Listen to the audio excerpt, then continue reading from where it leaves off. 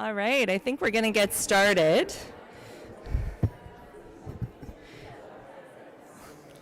If folks can take a seat, this is precariously balanced with duct tape.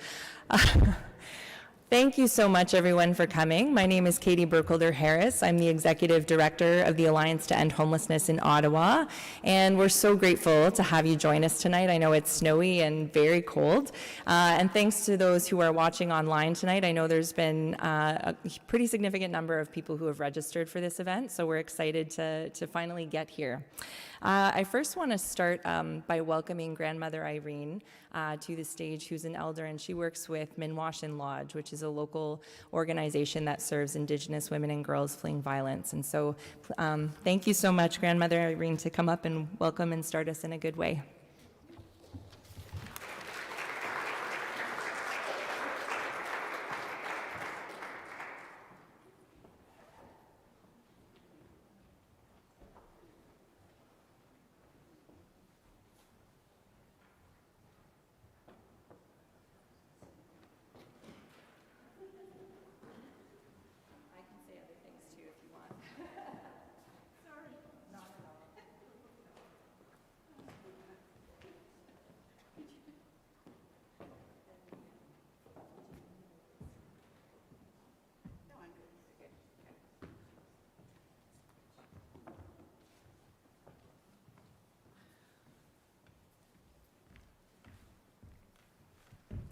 Hi, everybody.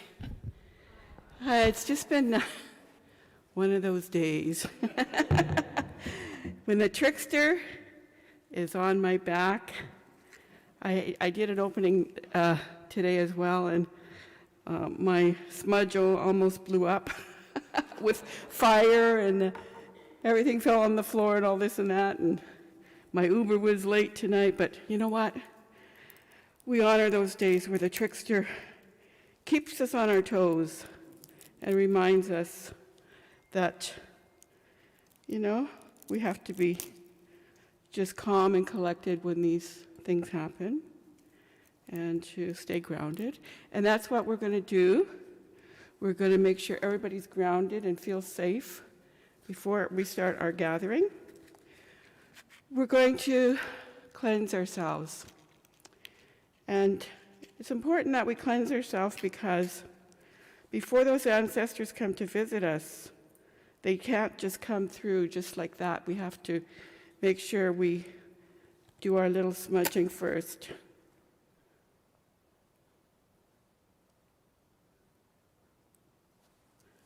So I have some beautiful smudge here.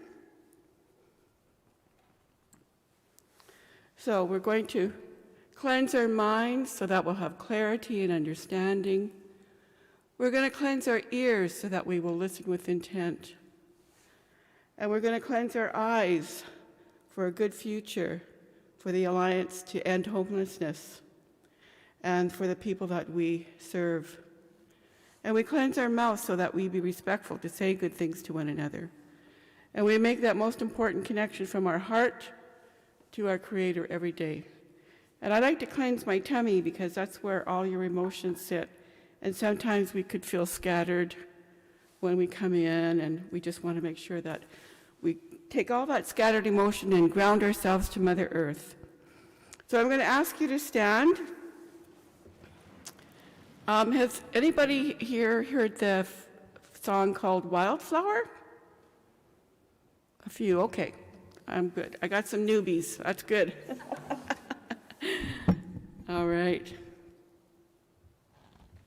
So I'm going to start with 4 honor beats, 1 for each direction, and we're going to travel around this sacred drum like a medicine wheel, starting in that eastern, southern, western, and northern.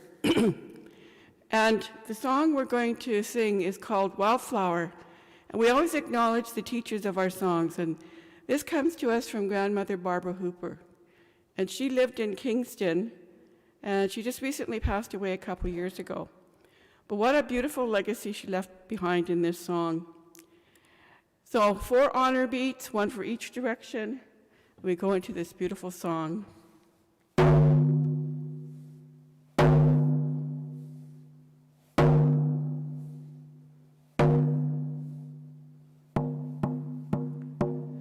So our grandmother Barbara Hooper told us that this song came to her in a dream.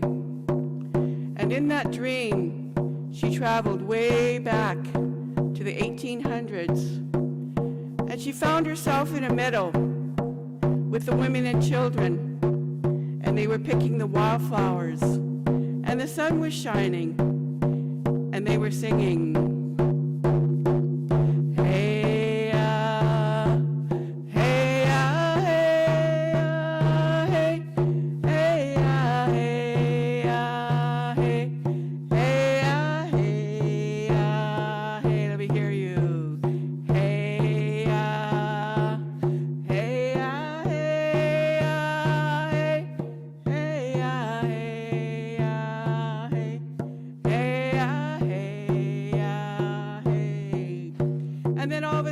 The soldiers, they're coming over the hill.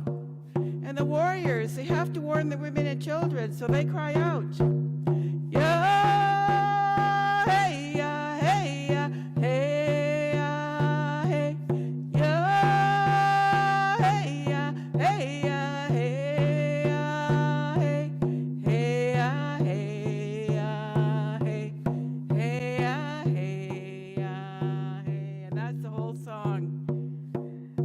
Sing it for 3 more rounds, and you're going to be the warriors to end homelessness. All right. In that first round, we asked Creator for new beginnings. Now, in this second round, we're going to travel to that southern direction, and that's where our youth sit. And we're going to pray for the confidence, the well-being, and the leadership of our youth, because we know that they are the leaders of the next 7 generations.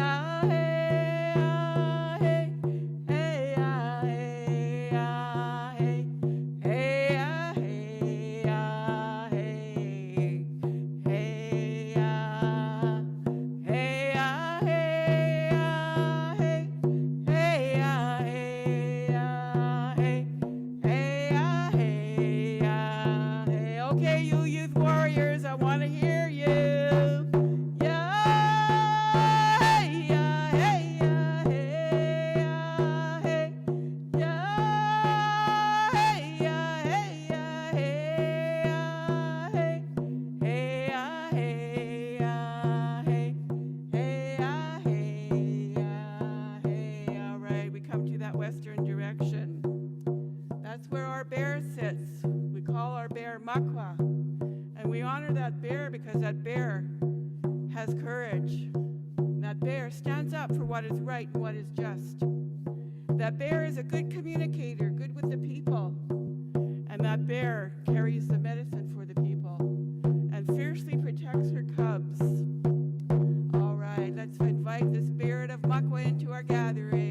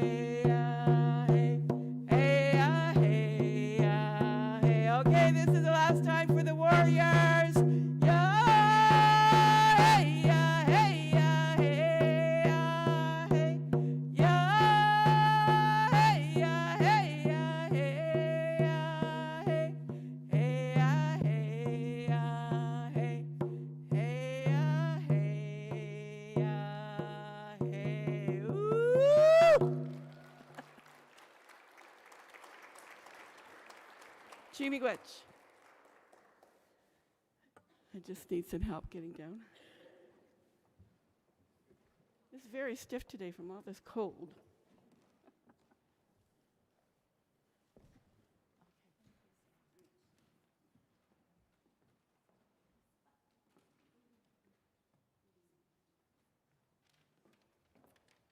Thank you so much, Grandmother Irene, for opening this in a good way. We're having a hopeful conversation tonight, but about a very difficult thing that a lot of people have to go through in this country.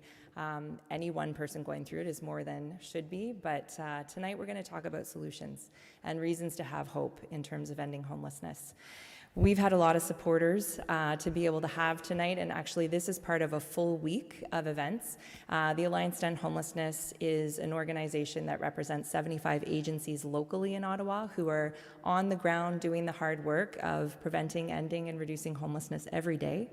And we've, with our partners, had a chance to put together a series of different events and presentations and meetings with decision makers and policy leaders and community leaders to really get the message out that there are solutions to homelessness.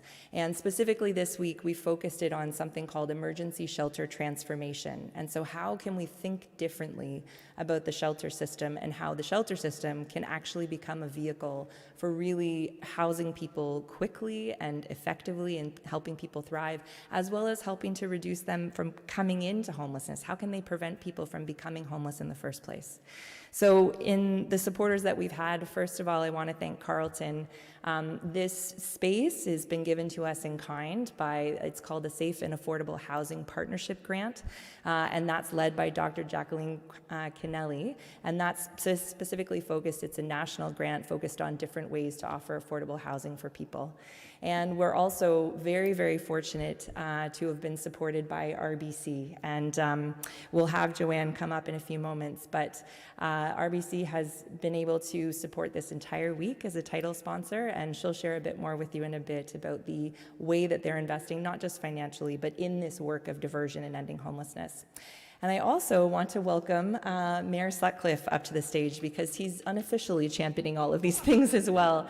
As you know, the mayor's commitment to ending youth homelessness has really kick-started, I think, a real movement and picked up momentum in our community. So without further ado, welcome Mayor Sutcliffe.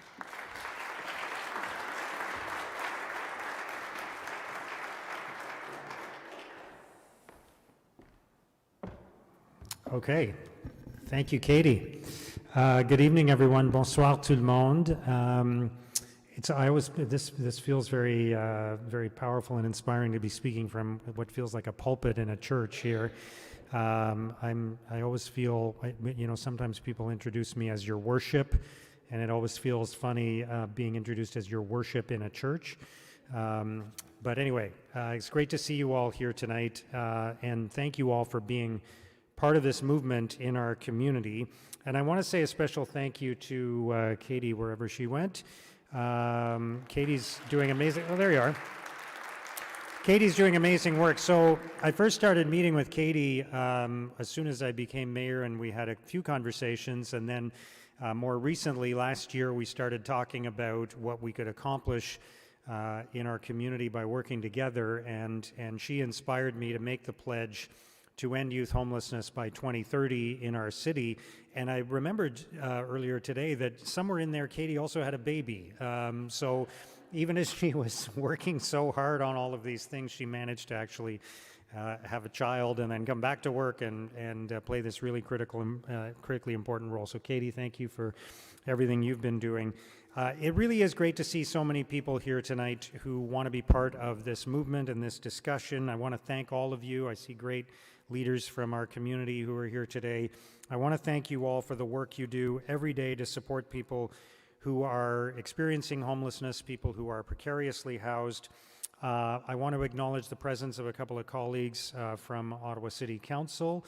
Je suis ici aujourd'hui avec Stéphanie Plante et Ariel Troster.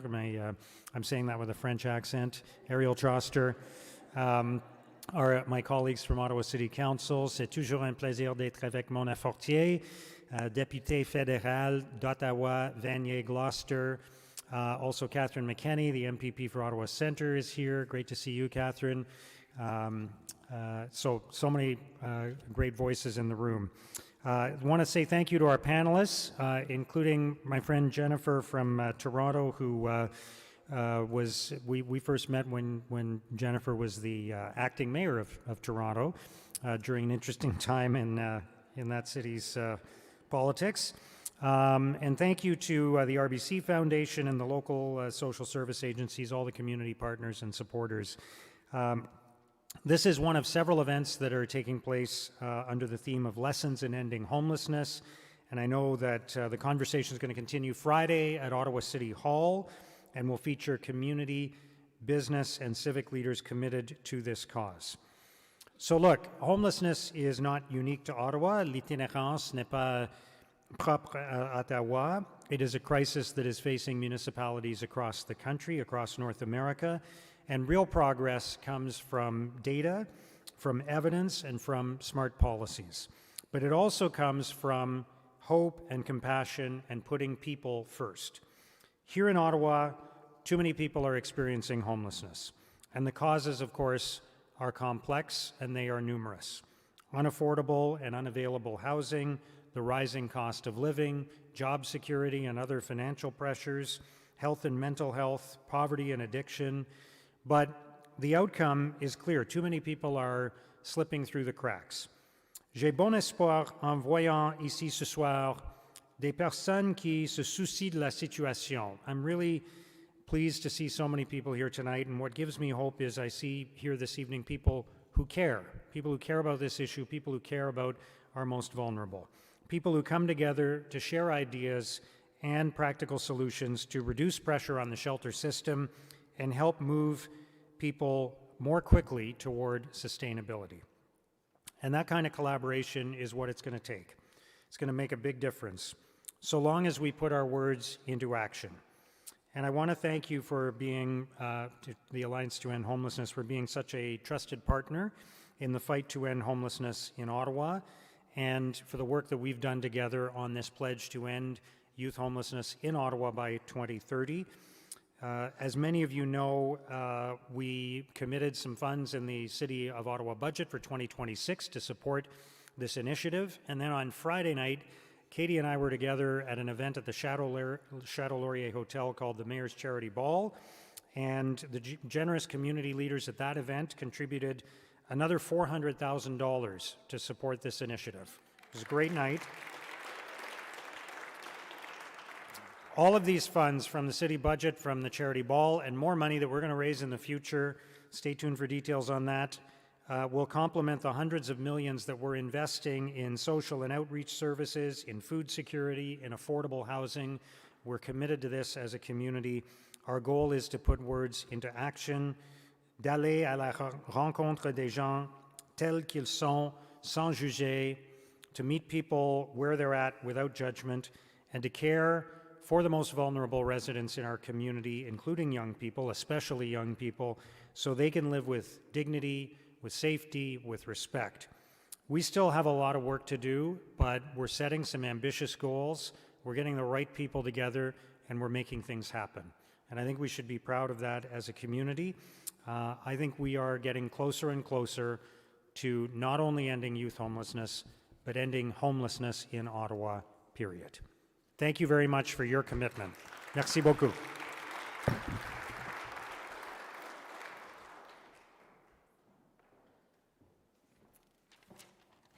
Thank you so much, Mayor Sutcliffe. The momentum is moving. We have momentum, and I think a lot of it, it's not just about the funding, but it's also about the fact that more and more people in this community want to see change. They want to see solutions, and they want to see us move forward. And one of the partners who I mentioned earlier from tonight, Joanne Jacks, is the Regional Vice President of RBC in Ottawa, and she's going to share a bit about what this event actually means to RBC. I've had a number of really good conversations with them at the foundation of how at a system level, they really want to see how they can support ending homelessness. So welcome, Joanne.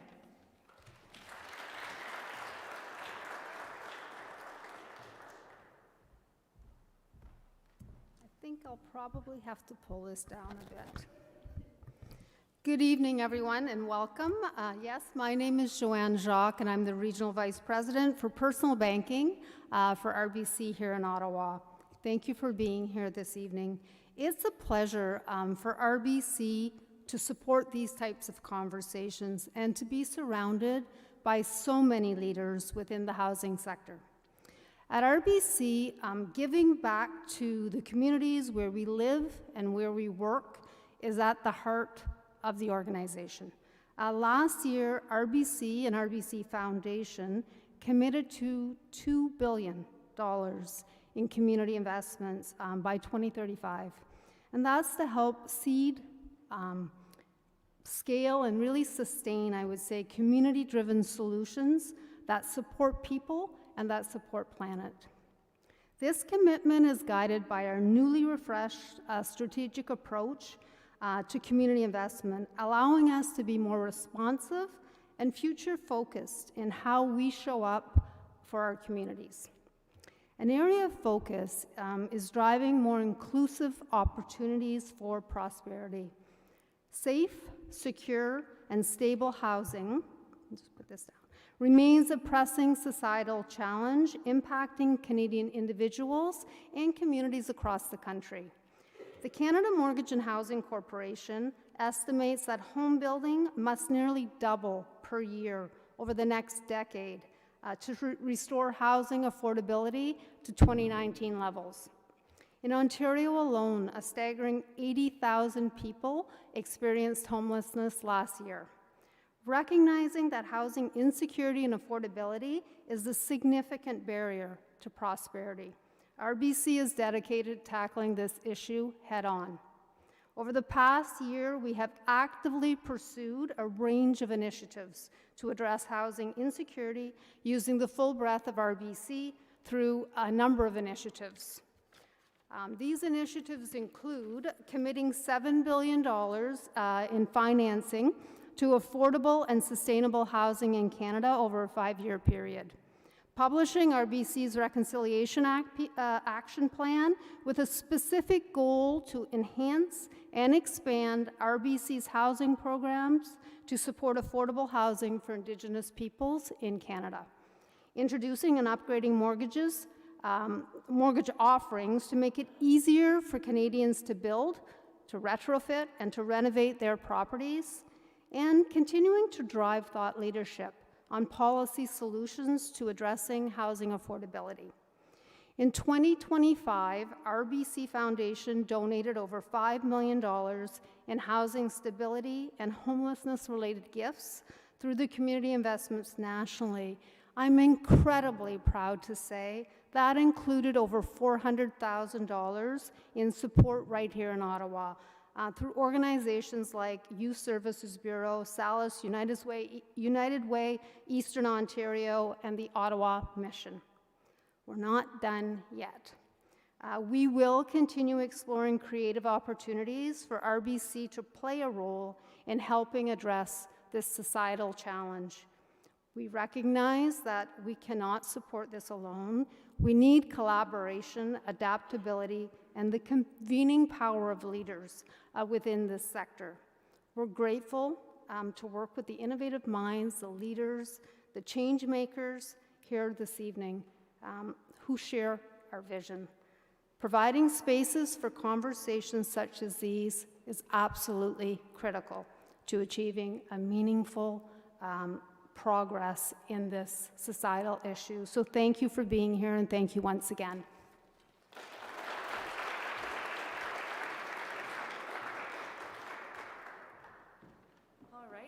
Without further ado, we are going to get our panel started, and I would invite the panelists to come and step onto the stage and take a seat while I introduce our moderator, who probably needs no introduction. So we're really fortunate to have CBC senior reporter and host of The House, Catherine Cullen, come to interview, well, not really, but discuss in a fireside chat format with our three panelists, and I will let Catherine introduce each of you. And this is, just for the record, Sandra and Mike's 8th meeting event presentation of the day, something like that. So they are incredible. We got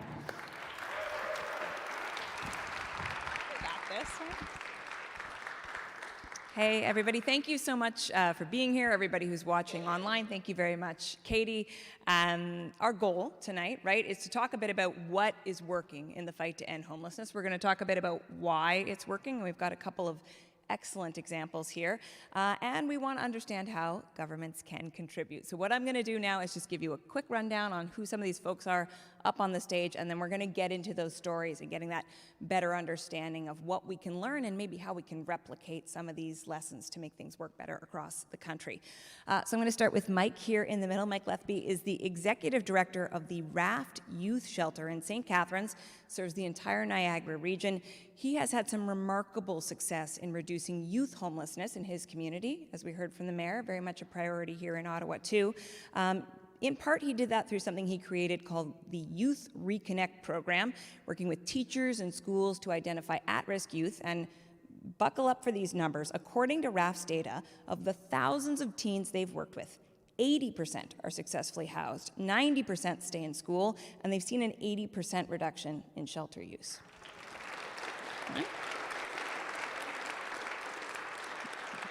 Don't we all need some good news stories these days? And we've got a couple of them up on stage. Also, Sandra Clarkson, she's the CEO of the Calgary Drop-In Centre. It is the second largest emergency homeless shelter in North America. Right now, during the cold weather, Sandra tells me about an average of 800 people a night sleep in their shelter.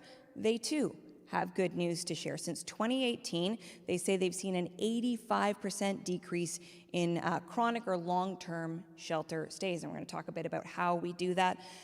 Jennifer McKelvey, also joining us tonight. She is the Parliamentary Secretary to the Minister of Housing and Infrastructure. As Parliamentary Secretary, she represents the government, she assists the minister. She knows a thing or two about municipal government as well. As Mayor Sutcliffe referenced earlier, she was the municipal councillor in Toronto for Scarborough, Rouge Park, deputy mayor of the city, and acting mayor of Toronto for 6 months in 2023. She became the member of parliament for Ajax, Ontario this spring. So some folks who know what they're talking about. So let's try to learn some lessons here. Here's some good news stories and some things that maybe can be applied more broadly. Mike, I'm going to start with you and have you give us a bit of a sense of how you pulled this off. So you and I had a chance to talk earlier today, and you were telling me the shelter was full, you'd built more beds, you couldn't keep building more beds, and so you had to switch gears. What is the philosophy that you adopted to try to get at this change? Yeah, it was really... we had built an extra, or we'd moved into a larger shelter, and the same problems were, kids were coming, beds were full, we had to keep turning kids away. And so we were really struck with the problem of we couldn't add more supply, so then we had to turn and we're forced to look, is there a way that we could maybe curtail demand? And to do so, we had to really look at all our orthodoxies. We really had to investigate who we are, why we did what we did, test all of our assumptions. And largely we found that the assumptions we were making were largely untrue. And that was probably the first sort of realization that maybe we don't know what we think we know. And so it was really a humbling moment where we had to go through a reflective, tear down those orthodoxies and really rebuild. And in doing so, we found out some things are very interesting. We thought the shelter was servicing mostly kids from St. Catharines, but in fact we found that over 60% of the youth who were coming into our shelter were coming from all the communities around St. Catharines because there were no services there. So kids would do everything they could in order to stay in their community until they just couldn't. And then they drop out of school and have to come into the city and enter our shelter. Also, we didn't realize that almost all of the youth who were coming into our shelter had been in high school immediately prior to becoming homeless, and in fact they had to drop out in order to come in. So it was their homelessness which was causing their dropout. They weren't dropping out and then becoming homeless, which was largely what we had thought was happening. And that opened up a real opportunity for us because we now knew where 99% of the people that we wanted to serve were. They're in the communities and they're in schools. And so we developed a program, Youth Reconnect. Very simple idea. Teachers, all the small communities have schools. We couldn't offer services in all the other communities, but every community had a school. And so largely what we were able to do was co-opt that school system and basically inoculate them to become homeless serving agencies. And so working with teachers, kind of our canary in the coal mine, they would identify students who may be in housing crisis. A worker could go out, meet with the student, identify what the crisis was, and then while the student was remaining a student, we were doing the work inside to stabilize their housing. And that's really how we were able to do it. Can I ask you, I mean, we know that so many social services are at capacity. I mean, you were straining at the time. So how did you find the bandwidth to, like, that's a lot of outreach, speaking to schools, trying to fundamentally change the way you operate. If you were trying to give someone else some tips, how do you make that happen? I mean, to be fair, a lot of luck. It wasn't necessarily kind of like genius moment, or there was a real push in one community where they were really, the school actually implemented and went to the town of Fort Erie, and they were very concerned because they knew that their students, they were desperately trying to keep their students in Fort Erie, but the problem was once the school closed, they didn't know if the student was going to show up in the morning. And this was really something they wanted to ensure that those students had a place to go. And so we were invited down to try and develop some solutions, and that was part of the process. So we had a community that wanted a solution. We had a space where people were willing to maybe take a risk and try something different, and we had an agency that was willing to sort of go against what we thought we knew. So you have these youth, anywhere from age 16 to 24, and now instead of coming to the shelter, you're finding them places with family members, with friends, other options. How big a difference do you think that makes for I mean, we can kind of imagine that for the trajectory of a young person's life, being able to stay with a family member rather than being in a shelter is a pretty fundamental thing. How have you seen that playing out? So I really think we've kind of lost the human nature of the social work. It's become very transactional over the time, and we tend to assign numbers to things as if, you know, people can quantify by a number, and that if we could just lower the number somehow that'll make people better. And that's really not the case. We really do have to get back to social work, true social work, and that means focusing on the social. And that means natural and family supports. And so, as we were talking earlier, we talk a lot about affordable housing in Canada over, since I've been in this role for 20 years. I can't remember a time where I haven't been in a room where the solution has been we need to build more housing. And that was 2007. And it hasn't gotten any quieter. But when we talk about affordable housing, I've never once heard anyone talk about the largest provider of affordable housing, which is families. Especially if you're under 30 or under, more than 50% of people 30 and under are either directly supported by families in that they live with their family, or they're financially supported by family to live independently. And so unless we start engaging the largest provider of affordable housing, we're never going to actually be able to end homelessness. But that's a human angle. And so by bringing people in, keeping them attached to their community, keeping them attached to who their people are, they are not then at risk of assuming a homeless identity. They're not going to become street involved.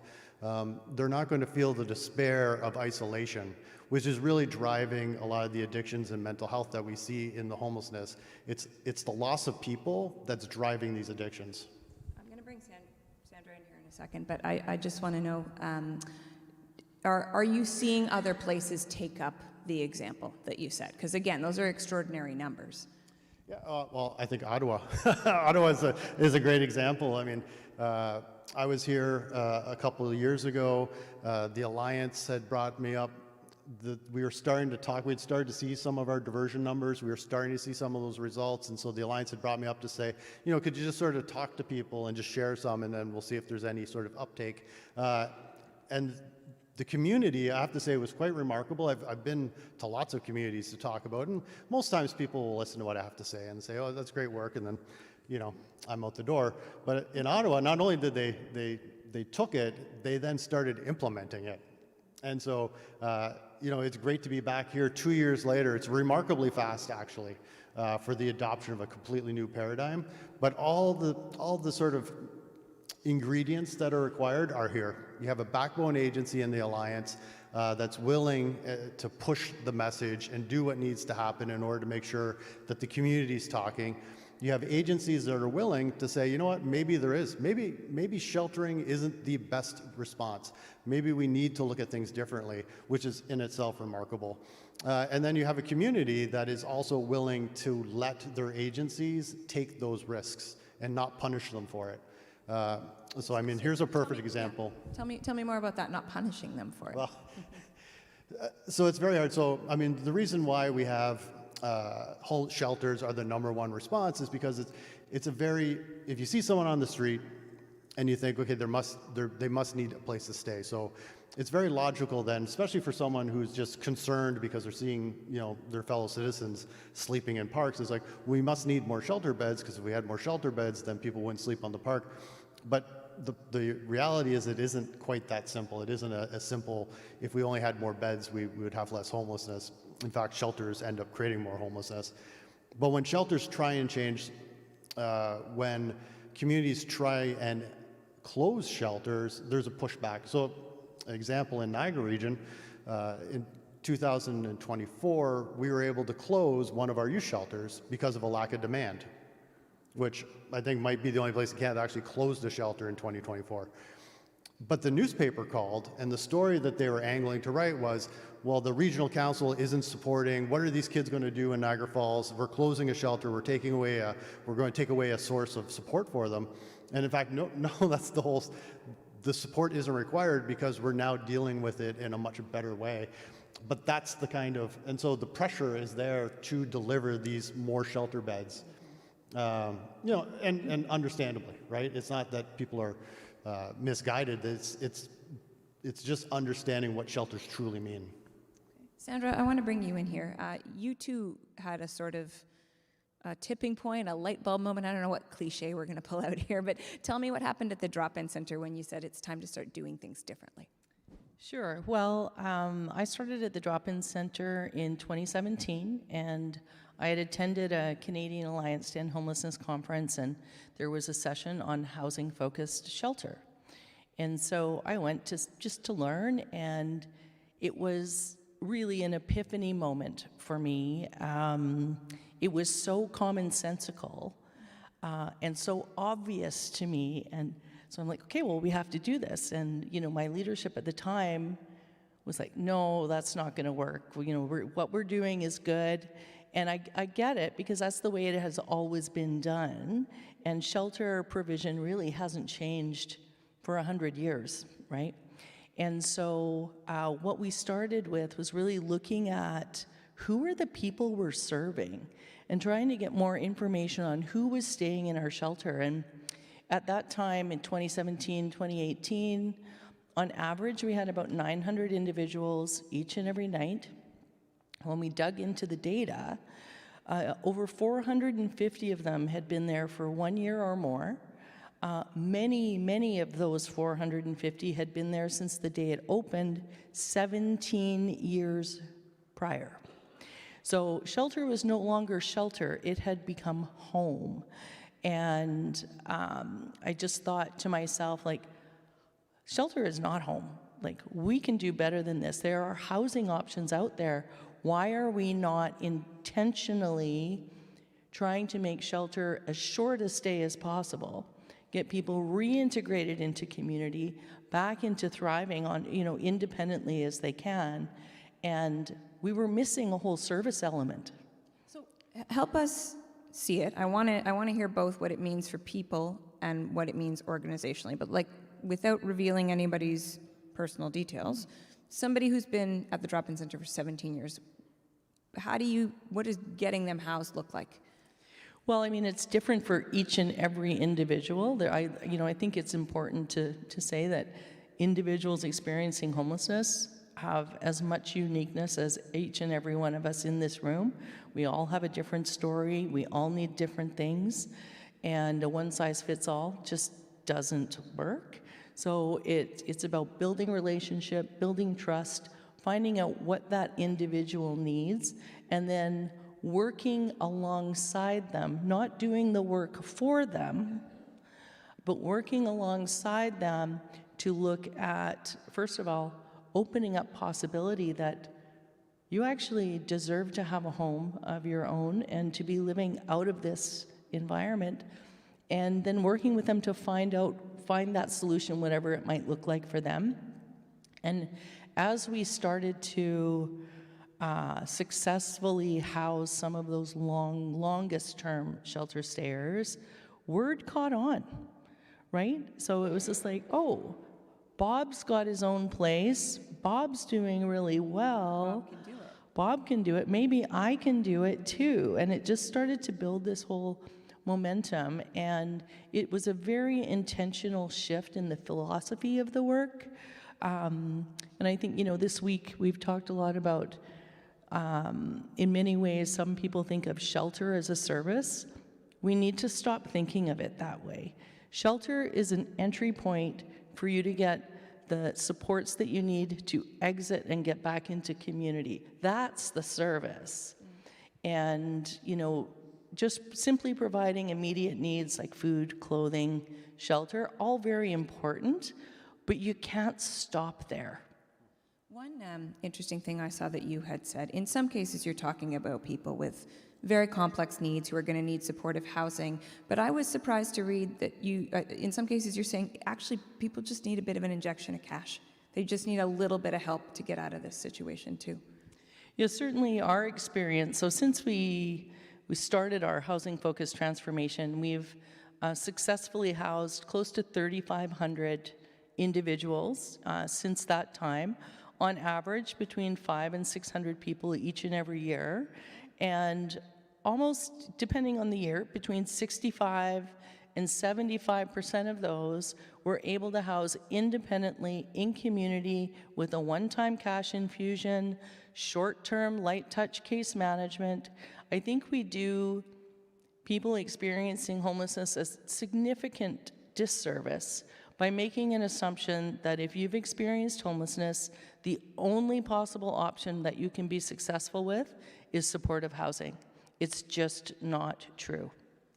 Before we bring Jennifer into the conversation, I think an important part of this discussion, though, is also understanding, okay, you guys have these epiphanies that we need to start doing things differently, but the act of getting a whole organization to do things differently is complicated. So it takes resources to sit with each guest or client and say, okay, what do you need, and why haven't we had this conversation? What was the biggest challenge in just the act of making that shift in the drop-in center? Well, I think, we still have challenges, right? We're not there yet. We're well on our way, but I think the key is to really communicating and helping people, whether it be staff or guests, understand the why are we changing? Why are we doing this? What are we hoping to accomplish? And then, if you can get a couple of quick wins in there, and so Bob's now housed and thriving in community, and people see that, and it starts to inspire more momentum and more momentum. And I think it's about just being relentlessly and just start. You're not going to have it perfect. You're not going to have it all figured out, but the work is too important to wait until you've got a perfect model, right? We need a sense of urgency because this is people's lives. And so just start. Okay, Jennifer, I wanted to start by actually just giving you a chance to react to anything you've heard here, something that stood out to you, or what you think about what you've heard. I will say, in my past role as Deputy Mayor in the City of Toronto, one of the things that started immediately upon becoming acting mayor was the weekly update on the shelter system, and finding out that we had over 10,500 spaces and they were full every single night. And knowing that, one of the things I've heard is, the more shelters can create homelessness in some cases, and you actually need to have those long-term solutions, which are, one, supportive housing, but also, as you pointed out, beyond that, and affordable housing. So I'm so happy that we have municipal colleagues here in Ottawa that also see that need and have that lived experience, but also to have my colleague Mona Fortier here as well, who's an incredible champion for affordable housing here in Ottawa, because we know that We have great organizations like yourselves that are helping people in the shelter system, but we know we need to give you that endpoint of affordable housing for them to go to and supportive housing that gives people the wraparound services they need. And I think it's important to understand that for in shelter systems, funding can come from a variety of places. You two were telling me earlier today, often it's a provincial issue primarily, but there's federal funding involved too, and so I do want to talk about the role the federal government can play. Most people here probably heard about Build Canada Homes because it's such a hallmark. Did you cheer, Mona Forte? Did I hear a little like, yes? Because it is a hallmark policy of the Carney government. But they may not know that of the $13 billion over 5 years, $1 billion is set aside to deal specifically with trying to address homelessness, things like supportive housing. I will say, I read today in the news that the minister says that there hasn't been the uptake they would like to see from the provinces on the supportive side. And so I don't expect you to solve the whole problem tonight, Jennifer McKelvey, but I just wonder if you can reflect a little bit in the same way on some of the challenges of like trying to get things going when there's good intention. Well, firstly, I will say, I think here in Ontario, we have a lot of momentum going. When I was a councillor in Scarborough Rouge Park, we built, 64 plus 22 units of housing. Okay. I didn't know there was going to be a quiz. Yeah, math. Thank you. And so the reason I have that broken down into two is that we purchased an old no-tell motel that was doing nothing. It had 22 units. And then we took out the really old, overgrown, algae-filled pool, and we put in 5 stories of modular housing that housed 64 people. So the municipality came forward, we purchased the site, we brought forward the land, the project management, the designs to get it done. The federal government brought forward the capital funding, and the province did come forward to pay the wraparound support. So we have a wonderful agency, Fred Victor, that is doing that. Another great example you might have heard about was Dunhouse, celebrated last week. It has social medicine. It's on the University Health Network, connected with them. People get primary care, connection with doctors.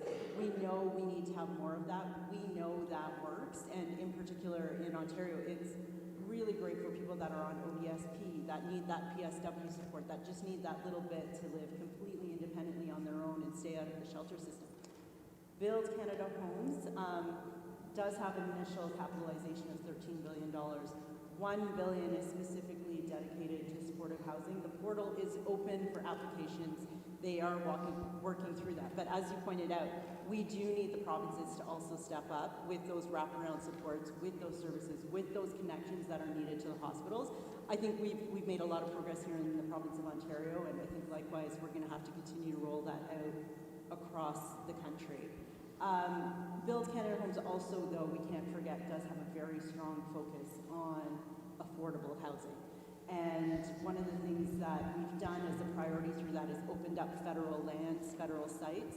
And here in Ottawa, the first site is on Heron Road, and I know Mona's a big proponent and supporter of that, and I'm sure she'll love to talk to you about it as well. So these are federal lands that we are really trying to fast track. There's proposals out there, let's build, let's get homes for people using all the things we need right now. So modular technology, Canadian technologies, Canadian trades, Canadian lumber, Canadian steel. So we can actually multi-solve. So we can create wealth in communities and build housing that people need at the same time. One of the important pieces of this conversation is measuring results. The Liberal platform pledges to immediately develop homelessness reduction targets with every province and territory to inform housing first investments, improve access to treatment, and end encampments in community by community. Where is that process? Again, I'm not asking you to have all the answers, but broadly, where is that process at? So we do have the National Housing Strategy, which is coming up for renewal. So there are important conversations that are taking place around all of that. I think there are some good lessons we can learn.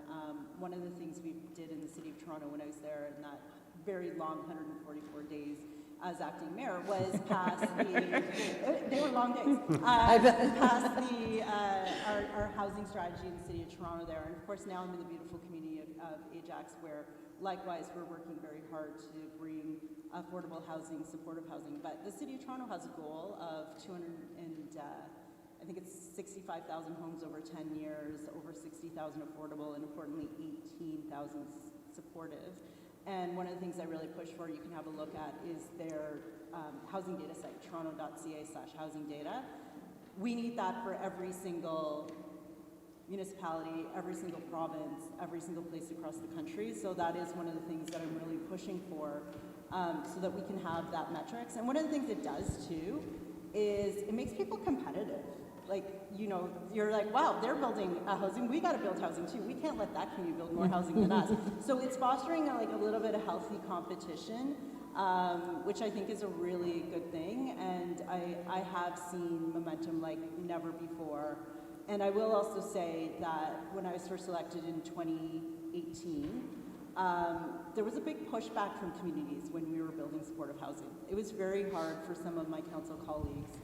I learned from that, so as soon as we found our site, I came out of the gate really strong. This is great. We are helping people. It's NIMBYism that you're trying to battle against. Right, and then it changes the conversation to we're not building it here, but to how can we make this work in community, and how can we work in partnership, and how can we be successful together? And I think that is catching on, and that's because of the hard work of people like all of you here that are telling the story about who is living there, and they know they are people in their communities that they want to take care of. And, you know, I thought it was really interesting Sandra used the example of Bob, because I also use an example of Bob. And Bob has a lot of complex issues. Bob needs help, but we can really relate to Bob. And I think there's growing momentum around helping him have a home in his community that he loves, surrounded by his friends and family. I want to talk a little bit about sort of model spreading. Like, I'm curious. There's obviously the Venn diagram between how the two of you are doing things. We can see there's a fair bit of overlap. Are you guys like rebels or big outliers? How much of this kind of way of thinking is spreading within the conversation about emergency shelter in Canada? Go ahead, Mike. And then I'll finish. I think the charity sector in general is actually a quite innovative sector. But what is innovation? It's you know, it's what direction does the innovation take? And one of the issues I have, so for shelter, if you're a shelter provider, fundamentally I think you have to believe that your shelter is a support. And so if that's true, then you want people to come to your shelter because that's where the support is. You might even think the longer they stay in my shelter, the more support they're going to receive. So I think this is a very logical assumption that if you're delivering shelter, you actually want the shelter to be used. So then when I come around and say, well, in fact, we want to close the shelter, that if that's the disruption, that's the barrier, is if you fundamentally believe something about the service you're delivering and then someone comes along and says, well, we want to do the opposite. We want to support people in the community. We want to close the shelter. That's the hurdle. That's really been the big barrier for people adopting this type of thinking. I would imagine encampments complicates the conversation too, because people go, well, it's much better for people to be in shelters than encampments. How has that affected the public discourse, Sandra? Well, I think, you know, the issue of encampments is widespread across the country, and I think there's all sorts of reasons that people choose to live in an encampment. And I think one of the things that we can do, and in fact the Calgary Drop-In Centre is doing a pilot project right now in collaboration with an Indigenous outreach organization, an encampment outreach organization that's also offering some bridge housing for people leaving encampments, and we're offering encampment shelter. All of those programs together have a shared and common outcome of getting people housed as quickly as possible in community. It's just a different intervention depending on what their needs are at the time. But I think part of it is everybody rowing in that same direction to that same outcome, and it has been really, really powerful. So I think we need to be looking at, no matter what segment or portion or subpopulation of people experiencing homelessness, the end goal always needs to be connecting them to housing and helping them maintain it. has been the most important partner for you in your community? Is it municipal politicians? Is it other shelters? Like what has helped this work in Calgary? Well, I think it's a bit of all of those. I think certainly, we always say no one agency, no one program can address this issue in isolation. And there's power in numbers, and there's power in collaboration. And everybody, again, coming to that common understanding of what are we trying to accomplish together, right? And having those shared outcomes is a critical component. And we keep trying to build and strengthen those collaborations, and we've got a lot more work to do. We do really want to transform the way our shelter is operating. We don't want a 1,000-person shelter. Ideally, we want to reduce the number of shelter beds, increase the number of people we're supporting and housing, and that will take a whole community to get there. Mike, what is a reasonable, I imagine people here are like, all right, let's do it. Let's make it happen. Having this sort of catch on as the way forward in this country, what kind of a time frame are we talking about here? You've been working on this. It's been almost 20 years now that you've been making these changes at Raft. Yeah, that's a tough question. Yeah. And I was just talking just before this, I was talking about how I've been promoting, but it's probably been 18 years, by year 2 of my role, that's where I really started to focus on prevention, and we started seeing the results locally in prevention. And so I was sort of a convert to prevention at that point, and I've been talking about it. And I've noticed, at first it felt like I was screaming into the wilderness. And to some degree, I still feel like I'm screaming in the wilderness, but I have noticed in my less jaded moments that people are listening. And the critical piece is that it isn't something, change doesn't occur suddenly. When people notice it, it seems like it's sudden. But what actually takes time to... Oh. Can you hear me now? There you go. So who knows what I was talking about before that? But that's the thing, it seems like it's sudden when it happens. For the majority of people, it seems like, oh, this came out of nowhere. But it takes those few people to build a critical mass. And once we achieve that critical mass, then all the dominoes flip. And I think we're getting close. I think the programs, we're starting to understand them. We're starting to build the evidence base.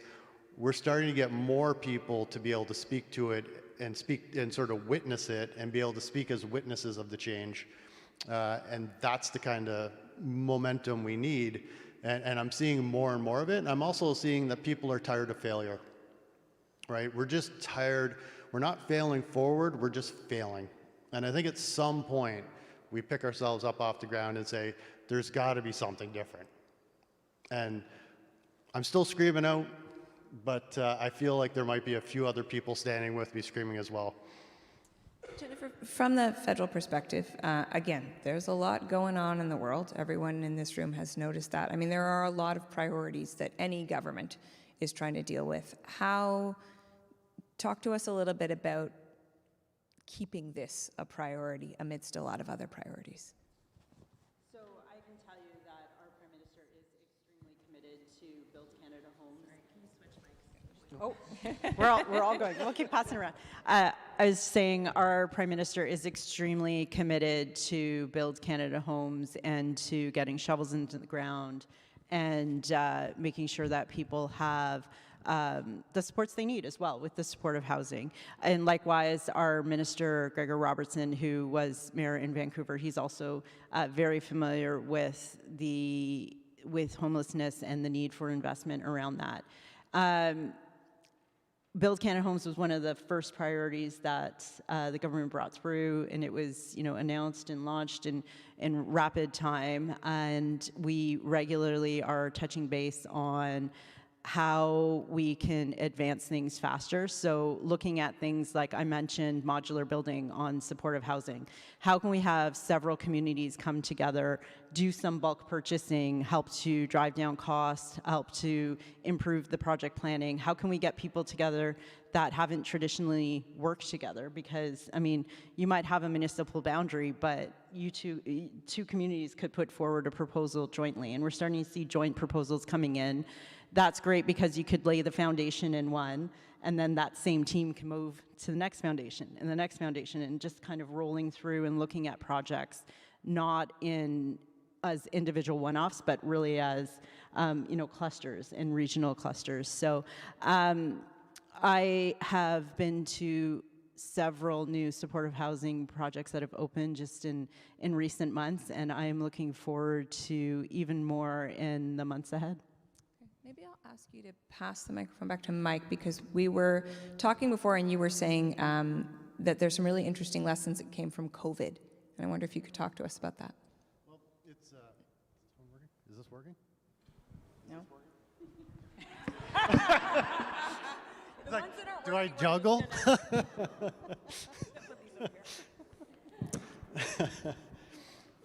Yeah, thank you.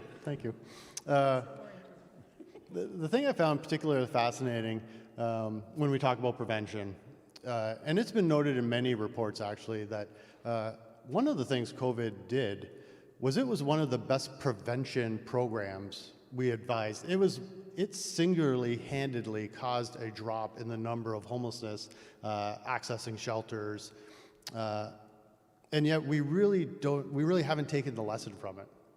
And if you look at the graph, we're really, not only have we now achieved levels of homelessness we had just prior to COVID beginning, we're now surpassing the levels. And so to me, there's an interesting story there. I'm not 100% sure what that story is, but I think we're not looking in the right places.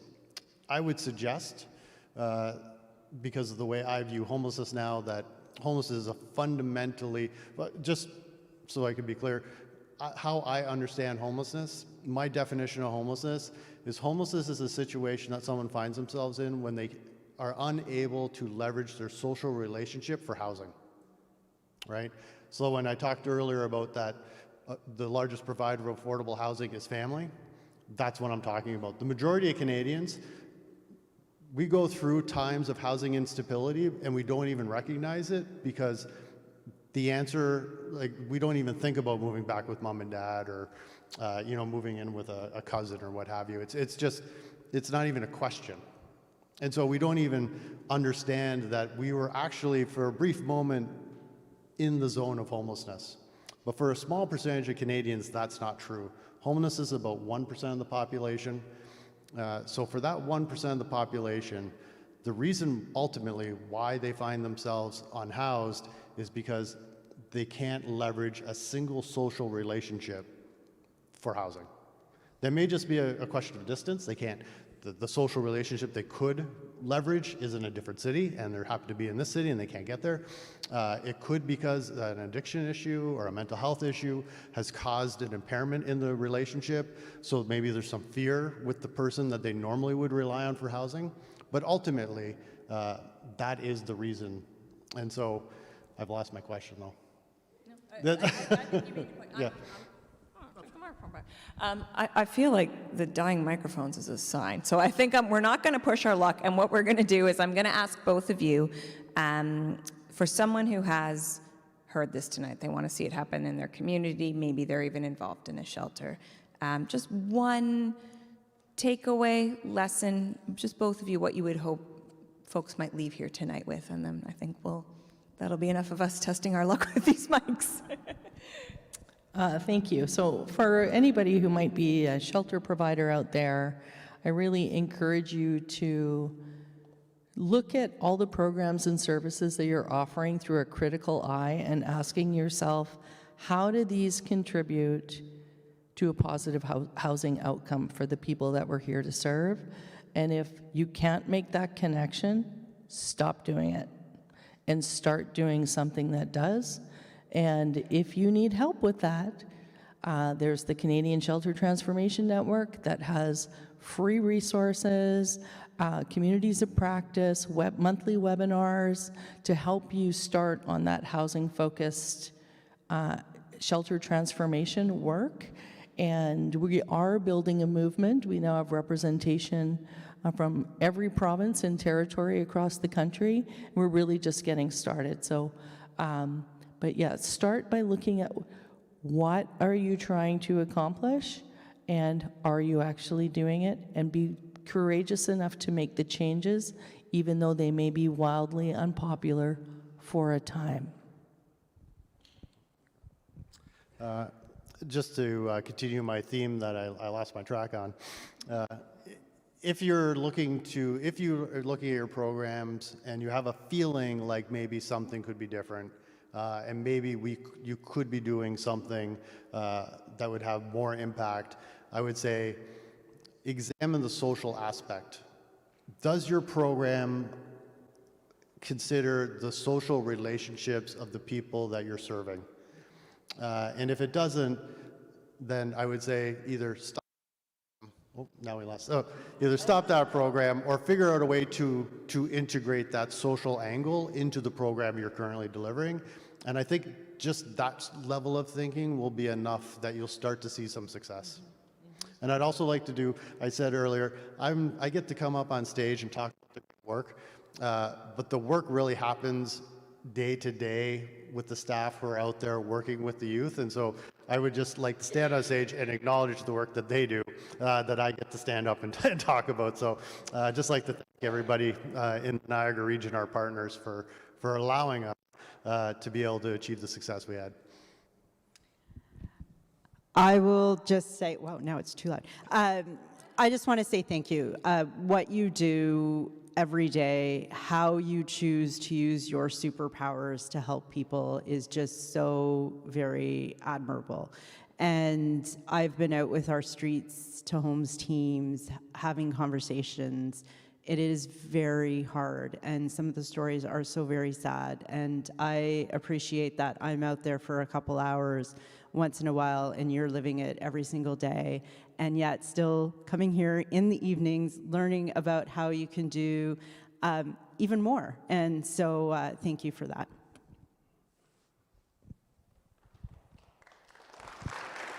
A big round of applause for all three of you. Yeah, it was an excellent conversation, and I appreciate all of you sharing your time with everybody tonight, and I appreciate everybody for coming out. I hope it was worthwhile. I think, Katie, you want to just wrap it up? Is that one take? Yeah, I think this one is, I'm going to take this one because I don't have to stand more. Thank you to all of you so much for taking the time, and to Catherine for your moderating. I always just appreciate you do so much research in preparing for these things, but just the curiosity you have for these conversations and really digging into what makes sense, what works. I really, really appreciate it. So, yeah, that concludes the evening. Thank you all for coming. And I just want you to know that this doesn't stop here. This work is living on, and our sponsors, as I said before, Carleton, the Safe Affordable Housing Grant, we thanked RBC. We're so grateful for their support. But the Shelter Transformation Network also supported this night, and that is the organization that Sandra is the co-chair of. And that's where a lot of these ideas and this thinking is going to live and to continue to move on. So I encourage you to check it out. And if you're interested in what's happening in Ottawa specifically, check the Alliance to End Homelessness Ottawa out.